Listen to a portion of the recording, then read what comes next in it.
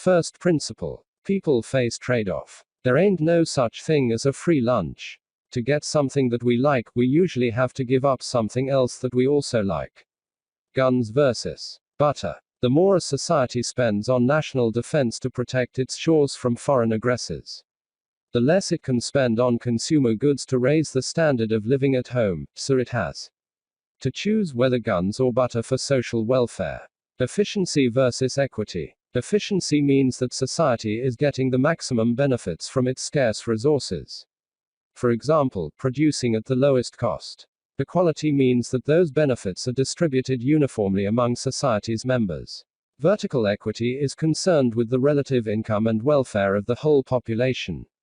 Example: relative poverty when people have less than 50% of average income.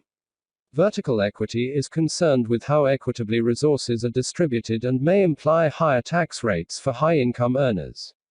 Horizontal equity is treating everyone in the same situation the same. Example: everyone earning £15,000 should pay the same tax rates. Second principle. The cost of something is what you give up to get it. Making decision requires individuals to consider the benefits and costs of an action. Opportunity cost: whatever must be given up in order to obtain some item. When making any decision, decision makers should be aware of the opportunity costs that accompany each possible action. Example: the opportunity cost of going to college is the money you could have earned if you used that time to work. Third principle. Rational people think at the margin. Rational people systematically and purposefully do the best they can to achieve their objectives, given the available opportunity. i.e., example, deciding to produce one more pencil or not. People will only take action if the marginal benefit exceed the marginal cost. Fourth principle. People respond to incentives. An incentive is something, such as a prospect of a punishment or reward, that induces a person to act. Because rational people make decisions by comparing costs and benefits, they respond to incentives. For example, when the price of an apple rises, people decide to eat fewer apples. At the same time, apple orchards decide to hire more workers and harvest more apples. In other words, a higher price in a market provides an incentive for buyers to consume less and an incentive for sellers to produce more. Example: higher taxes on cigarettes to prevent smoking. Fifth principle. Trade can make everyone better off. Either we talk about individuals, society, or countries, trade can make everyone better off. If there were no trade, we would make everything that we need by ourselves. Perhaps we would lack to get much that we require, but it is trade that allows individuals, firms, or countries to specialize in that what they do best and enjoy a wider variety of goods.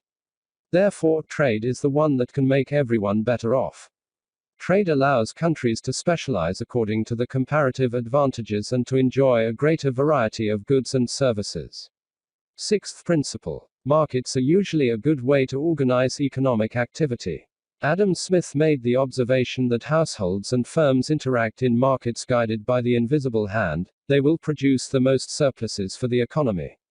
Market economy, an economy that allocates resources through the decentralized decisions of many firms and households as they interact in markets for goods and services.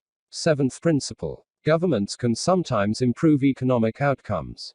The invisible hand can only work if the government enforces the rules and regulations and maintains institutions that are the key to a market economy.